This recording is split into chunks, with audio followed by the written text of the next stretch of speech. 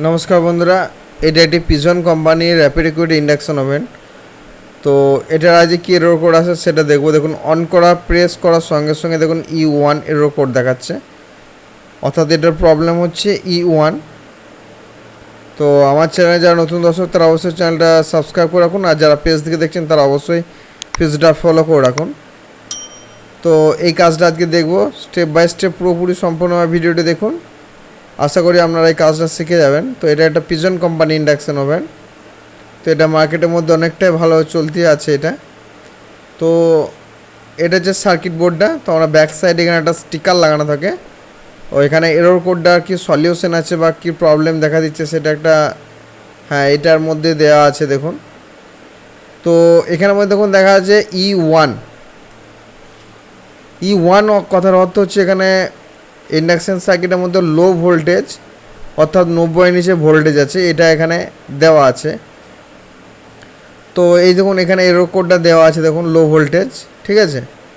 তো আমরা আজকে এটা দেখব যে ভোল্টেজ ঠিক থাকা সত্ত্বেও এই প্রবলেমটা কেন দেখা দিচ্ছে, অর্থাৎ সার্কিট বোর্ডের মধ্যে লো ভোল্টেজ শো করছে, মাইক্রো কন্ট্রোল আইসিকে লো ভোল্টেজ সিগন্যাল দেওয়া হচ্ছে, যে কারণের জন্য এটা লো ভোল্টেজ এরর কোড দেখাচ্ছে। তো আমরা আজকে এই সার্কিটটা সম্পূর্ণভাবে মেরামত করব। তো এটা হচ্ছে মেন পিসিবি বোর্ডটা। তো এখানের মধ্যে আমরা যে কাজগুলো করব, দেখুন এখানে একটা 4007 একটা মাত্র ডায়োড দেওয়া আছে,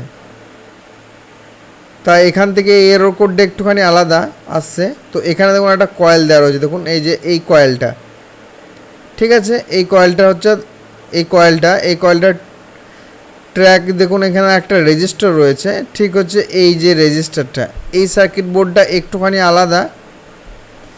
তো এখানে আমরা এই যে পিনটা রয়েছে, এখানে আমরা একটুখানি ভোল্টেজটা চেক করব, যে এখানে ভোল্টেজ কত শো করছে, কারণ এই সার্কিট বোর্ডটা একটুখানি আলাদা।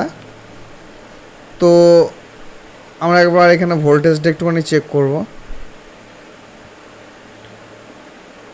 তো সর্বপ্রথম আমরা মেন ফিল্টার ভোল্টেজটা চেক করব। দেখুন এখানে কত ভোল্টেজ আছে, দেখুন 300 ভোল্টেজের মতন আছে, আর এখানে কোনো রকম ভোল্টেজ শো করছে না।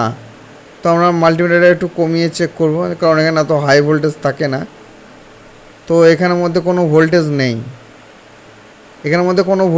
নেই, এখানে। তো আমরা এখানে এই যে রেজিস্টার যেটা রয়েছে, দেখুন এই যে রেজিস্টারটা, এটা আমরা একবার সার্কিট বোর্ড থেকে ওপেন করে একবার এটা চেক করব।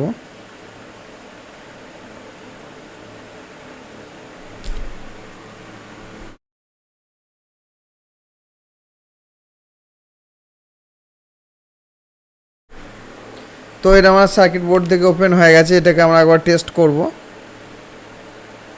তো এটা আমরা একবার চেক করে নিচ্ছি।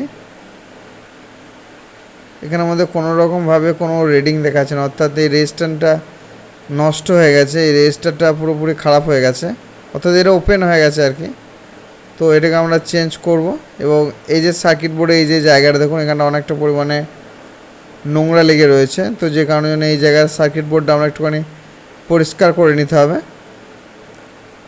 তো আমাদের অনেকটা পরিষ্কার হয়ে গেছে। এবার এই রেজিস্ট্যান্সটা একটুখানি পরিষ্কার করে নিচ্ছি, যে এটা কত ঠিকঠাক ভ্যালু আছে সেটা আমরা দেখতে পাবো। অনেক সার্কিট বোর্ডের মধ্যে লেখাও থাকে। তো এটা ভ্যালু হচ্ছে 820K 2 ওয়াটের একটা রেজিস্টার। তো আমরা এখানে ঠিক সার্কিট বোর্ডের মধ্যে লেখাও রয়েছে যে 820K মতন। তো আমরা একটা 820K রেজিস্টার, এটা একটা হাফ ওয়াটের রেজিস্টার, আমাদের কাছে এখন এই মুহূর্তে 2 ওয়াটের রেজিস্টার নেই। তো আমরা একটা হাফ ওয়াটের রেজিস্টার এখানে মধ্যে ইউজ করছি। এখানে হাফ ওয়াট ইউজ করলেও কোনো প্রবলেম হবে না। তো আমরা এখানে একটা হাফ ওয়াটের রেজিস্টার ইউজ করেছি।